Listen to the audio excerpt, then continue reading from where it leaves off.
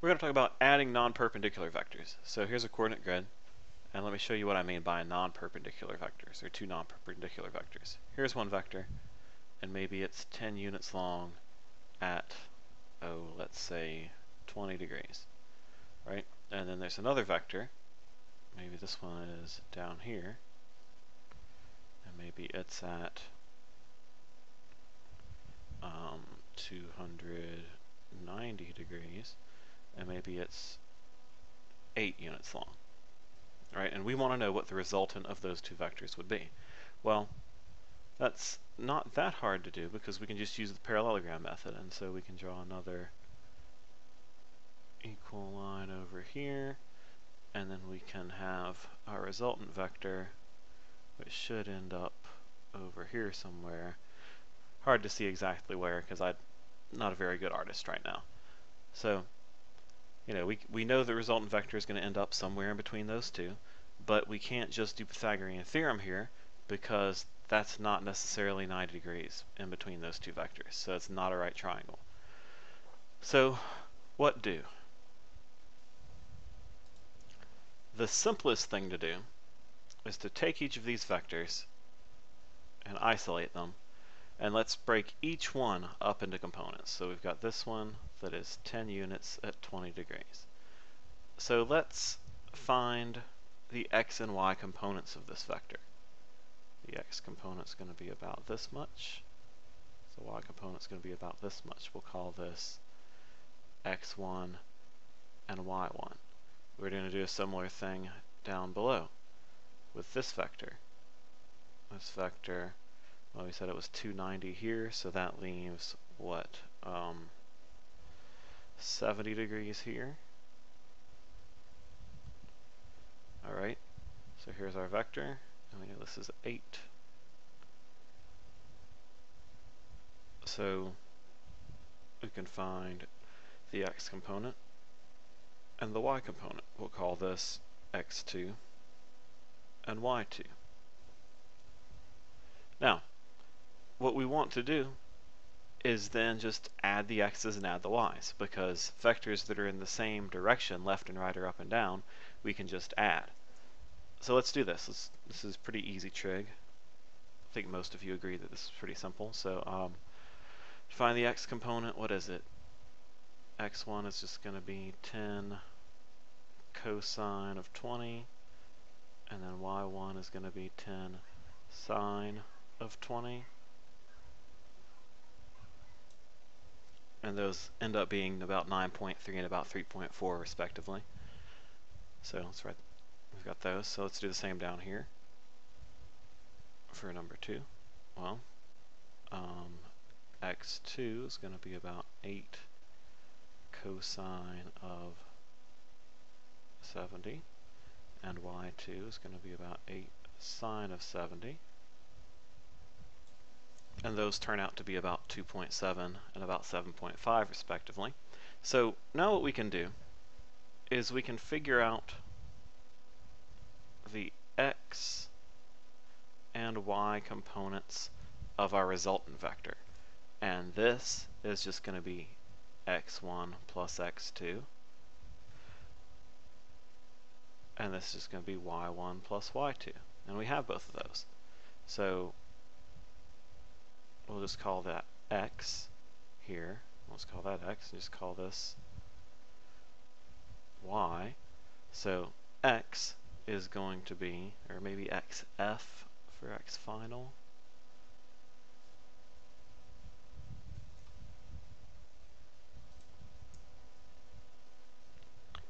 X1 plus x2, 9.3 plus 2.7. What is that, 12? That's nice. And then a y final ends up being 3.4 and 7.5. Oh, but wait, this y is down, so this should be negative. So 3.4 minus 7.5. I can't do that in my head. I'm too tired. Negative 4.1.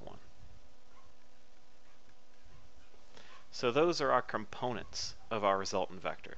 So the easiest thing to do here may be to just draw another smaller grid and draw our components on. So we got 12 horizontally, and we've got 4.1 vertically down.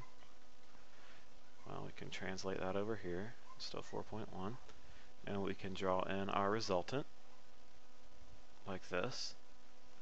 And from here, it's just a matter of using Pythagorean theorem to find the magnitude, like we've done before, and using trig to find this angle, and thereby finding what we really care about, which is this angle, to find the direction. And I'm not going to finish that, because now that you have the x and the y components, this should be really easy for you. Okay? Now, I've just realized that I've done a bad thing here. The bad thing that I've done is I've rounded to just 1 decimal place because I was feeling lazy. And it was okay here because this was just a toy example. I made these numbers up a few minutes ago. So it doesn't really matter that I just rounded to 1 decimal place because our rounding error isn't going to mess up too much. When you do these, you're probably going to want to round to the good 3 or 4 decimal places on each of the intermediate steps, because otherwise your final answer will end up being really wrong. So you can see how many steps there are here. There's this step, this step, this step, this step. Then you add these numbers up to get these. Then you do Pythagorean theorem on these numbers to get the magnitude. And then you're going to use those numbers in trig to get the angle, and you're going to subtract. So there's just so many different steps. And every time you round, your answer gets a little bit more wrong. So you're going to want to just put probably 3, 4, 5 decimal places whenever you get your components like this, and just stick with that all the way through the end. So, like I said, I modeled it poorly here on this first example. You're going to want some more decimal places out here. Alright, let me do another example for you, and I guess I'll do this one all the way to completion, just so that you can see one worked all the way, in case you're wanting to see that. Alright, so let's have a vector here, and let's add that to a vector here. Alright, let's make up some numbers. Let's say that this one has a magnitude of 6, and this one has a magnitude of 7. Let's say that this angle is 10 degrees, and let's say that this angle is 14 degrees. Okay? Now, obviously, in a problem, it's probably going to say you have a magnitude of 6 at 100 degrees and a magnitude of 7 at whatever 180 minus 14 is, and you're going to have to put it onto the graph yourself. That's just basic geometry, and I'm more interested with actually dealing with the vectors here right now. So here are 2 vectors, and we want to add them. Well, let's go ahead and do our parallelogram method as best we can. In fact, maybe I can copy and paste this over, and that might look a little better. Hey, look at that. So that should end up about right there. It's pretty close. And then I can erase the extra.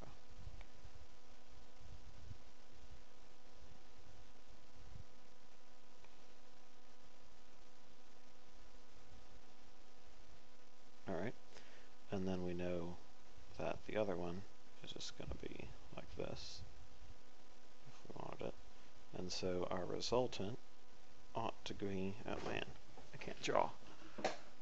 Our resultant ought to come up like this somehow. And man, that's crooked. Deal with it. So that's about where our resultant ought to go. So the components of our resultant are going to be about like this, somewhere over in this region, and somewhere over in this region.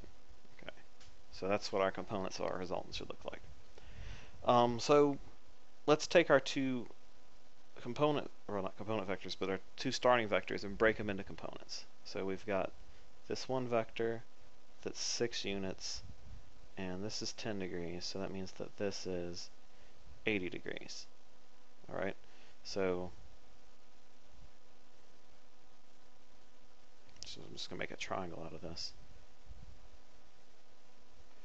So if that's 6 and that's 80, that means that this is x1, that's going to be, what, 6 cosine of 80, and then y1 is going to be 6 sine of 80. Alright, I'll go ahead and do the other one, and then I'll calculate it all at once. And so then our other vector, should have given more space, oh well, is this one, and that's 14 degrees, and it's 7. Okay, so again, I'll just do a triangle. So this is going to be x2. We said that was 7. We said this was 14. So it's going to be 7 cosine of 14, and y2 is going to be 7 sine of 14. Alright, let me calculate those. Alright, so what I've done is I've boxed the y's in yellow and the x's in pink. So we see this. One thing I did forget to do, however, was pay attention to my signs. Since both the y's are up, the y's are going to get to be positive. However, the x's are going to be negative. And this doesn't really matter because we can tell they're both in the same direction, so we're just going to add them. But so good to be in the habit of paying attention to those signs, just because what if they didn't match? When they don't match, then adding them is kind of an issue. So the x component of our resultant vector here is just going to be the sum of these. So that is about 7.83396, and the y component is about 7.6023. Alright, I'm going to move all of this out of the way.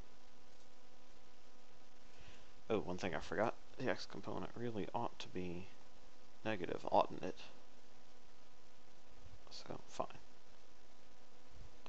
Okay, so now we want the magnitude and direction of this vector. I'm going to switch back to white for this. So the magnitude is just going to be the square root of the x component squared plus the y component squared.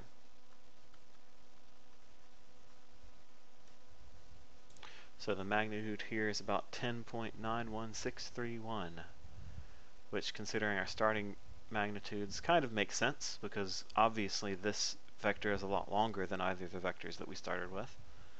So we're pretty comfortable with that. So now we need to find the direction, and the direction is even easier to find maybe, because we just get to do the tangent inverse of y over x. Remember, this is this basically, and this is this basically. So tangent inverse of y over x will tell us our direction, this angle. So 7.6023 divided by 7.83396. Remember, we don't want to use the negatives when we're plugging into our trig functions here. So this ends up being about 44.14 degrees. It also makes sense. It should be somewhere between these two angles, and it is. It should be about halfway, considering that our drawing is vaguely to scale, and that's about as halfway as it can be. So that's not the actual direction, however. The actual direction would be, remember, this angle. So if this angle is 44.14, we just subtract that from 180. So the actual direction would be about 135.8686 degrees. And these problems take a little while to do. They're a little bit of work. But I really want to make sure that we can do just basic vector operations before we start getting into the heavier duty physics type stuff. On today's